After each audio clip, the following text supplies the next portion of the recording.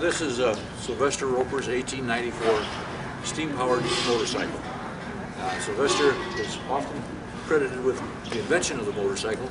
His first motorcycle, built in 1859 or 1860, currently in the Smithsonian Institution. This is the last one he made. He made 2 motorcycles and 8 automobiles. And this is based on a high-frame Columbia racing bicycle. And Colonel Polk gave him this bicycle to see what he could do with it.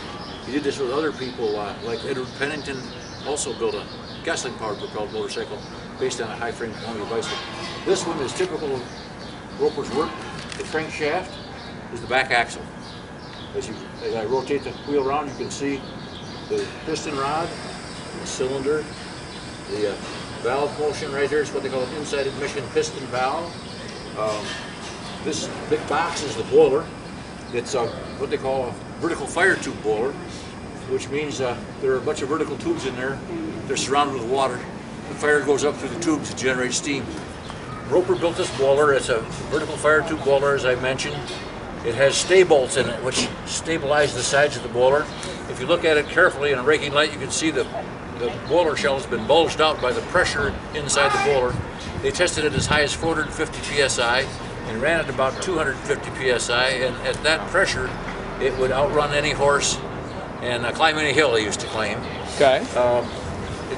With a coal-fired car, it's kind of hard to make these demands on, or coal-fired bike, it's kind of hard to match the demands on the engine with the regulation of the fire.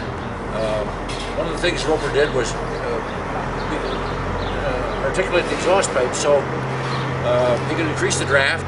If he came to a stop or wanted to stop and visit with his friends or something, he could turn the exhaust pipe down, which would kill the draft, and it would stop making steam quite so fast. He also had a string that went on this little flapper right here that covered the end of the exhaust pipe. The exhaust pipe comes up through here and sprays down the big tailpipe here, and if you pull that string, it would cover up the little nozzle in here and kill the spray going through the exhaust and kill the draft.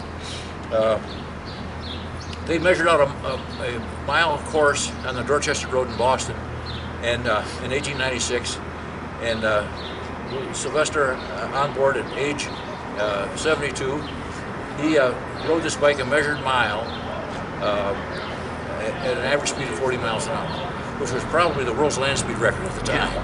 And 2 weeks later, he took it to the racetrack in Boston and challenged, during the bicycle craze, challenged the Butler brothers, who had the fastest bicycle in the Boston area, a tandem bicycle, and he whipped them big time. Yeah. And the management encouraged him to try to attempt a closed course speed record, which he did.